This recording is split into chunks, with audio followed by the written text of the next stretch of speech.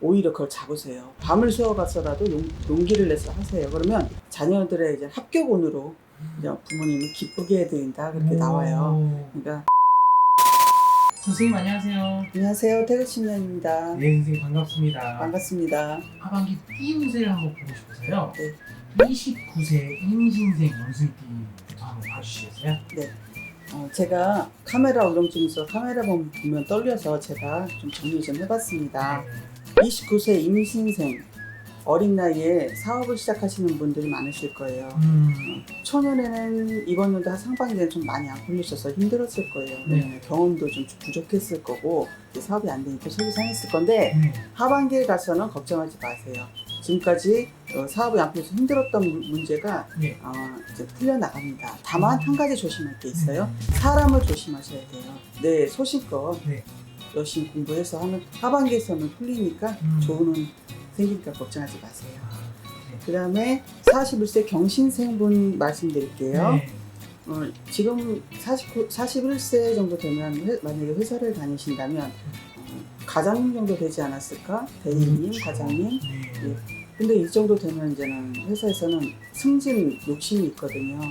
내 동기나 한참 후배인 우리 동료들이 이렇게 나보다 먼저 이렇게 치고 올라갈 수가 있어요. 그러면 뭐 막 좀 속이 상하죠. 근데 이런 분들도 이제 하반기에 들어가서는 그 다쳤던 운이 풀립니다. 예, 그러니까 만약에 회사에서 뭐 중요한 프로젝트나 이런 일이 있으면 겁내고 무서워하지 마시고 오히려 그걸 잡으세요. 밤을 새워가서라도 용기를 내서 하세요. 그러면 운과 함께 해야 되거든요. 운이 받쳐주기 때문에 승진하는 데는 문제가 없을 거로 나옵니다. 그 다음에 53세 모신생에 대해서 말씀드릴게요. 우리 53세 엄마 아빠들을 보면 여태까지 이제 자식 키우느라고 많이 힘드셨죠. 사업도 빈번히 실패하시는 분들도 계셨을 거고.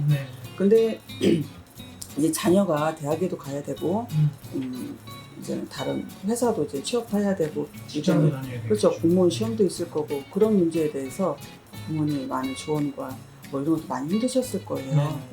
자식들이 많이 시험도 봤는데 떨어지는 경우도 많아서 속이 상했었을 거예요. 맞아요. 부모 입장에서. 네네. 근데 우리 원숭이띠 53세 분들은 그런 운도 이제 하반기에 들어가면서 이제는 지금까지 그 실패했던 그런 게 자녀들의 이제 합격운으로 부모님을 기쁘게 해드린다 그렇게 나와요. 그러니까 그동안 많이 고생하셨습니다.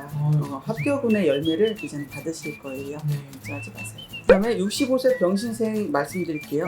발음이 좀 그런데 괜찮아요. 욕 아닙니다. 병신생 욕 아닙니다. 네. 이제 지금까지 이 나이 정도 되면 재산 지키시느라고 고생을 참 많이 하셨을 거예요. 재산을 모으고 노후 준비도 벌써 준비가 돼 있어야 되는데 그걸 못함에 따라서 많은 힘듦이 있었을 거예요. 근데 이제는 이 정도 되면 정년퇴직을 하시죠. 한꺼번에 투자를 하지 마시고 이분들도 원숭이띠가 대체로 하반기에 많이 풀리세요. 상반기보다는. 그러니까 소소한 투자를 하시는 게 좋아요. 그래서 땅을 사고 이런 사람들이 많으시잖아요. 근데 이제 부동산 쪽으로 좀 움직여 보세요. 그러니까 건물을 사라 이런 게 아니라 소소하게 움직여요. 예를 들면 내 자녀가 결혼할 그런 연령이 됐을 수도 있었을 거예요.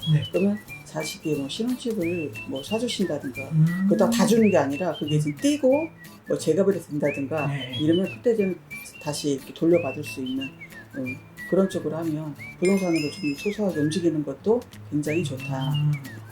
너무 이제 마음씨도 좋고 훈훈해지는 이 원숭이띠분들의 운세를 선생님과 이야기 나눠봤고요. 다음에도 신선하고 재미있는 TVL 운세로 선생님과 함께 하겠습니다. 네, 감사합니다.